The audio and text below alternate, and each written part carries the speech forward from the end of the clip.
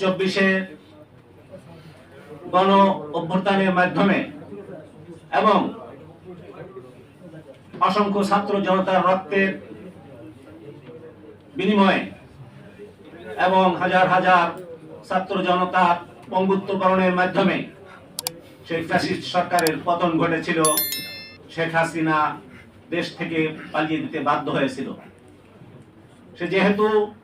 তারা যেহেতু জনগণের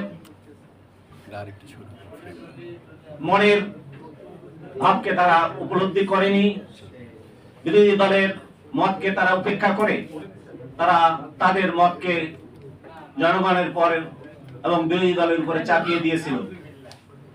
আজকে যারা একসময় আমরা 4 দলীয় জোট, যেখানে খেলাফত মজলিস, জামাত ইসলামী সহ এখানে উপস্থিত অনেক দলই রয়েছেন, যারা আমরা ঐক্যবদ্ধভাবে আন্দোলন করেছিলাম সেই ফ্যাসিস্টের বিরুদ্ধে, আজকে বাস্তবতা সেই আওয়ামী লীগ তারা নির্বাচনে অংশগ্রহণ করতে পারে নাই, তারা পলাতক রয়েছে, জেলখানায় রয়েছে। আজকে বাস্তবতার নিরিখে আমরা 11 দলীয় জোট 11 দল মিলে আলাদা নির্বাচন করেছি, কিন্তু বিএনপি আজ ক্ষমতায় এসেছে। আন্দোলন সংগ্রামে আমরা একসময় একসাথেই ছিলাম, কিন্তু আজকে সেই ফ্যাসিস্ট আওয়ামী লীগের মতোই তারা বেমালুম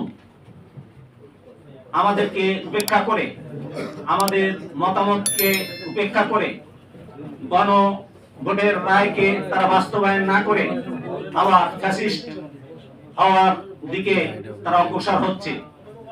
এমন অবস্থায় আমাদের করণীয়, যাতে দেশ আবার ফ্যাসিস্টের দিকে যেতে না পারে, জনগণের আশা আকাঙ্ক্ষা প্রতিফলনকে বাধাগ্রস্ত করে, গুম খুন হত্যা, জেল জুলুম, হত্যা মামলা হামলা ইত্যাদির দিকে দেশ আবার অগ্রসর হবে, এমনটি এদেশের মানুষ চায় না।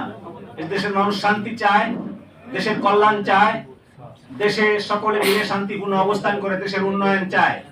কিন্তু বর্তমানে যারা ক্ষমতায় আসছে, বিএনপি মনে হচ্ছে সেই ফ্যাসিস্টের দিকে অগ্রসর হচ্ছে, আওয়ামী লীগ চরিত্রের দিকে তারা অগ্রসর হচ্ছে।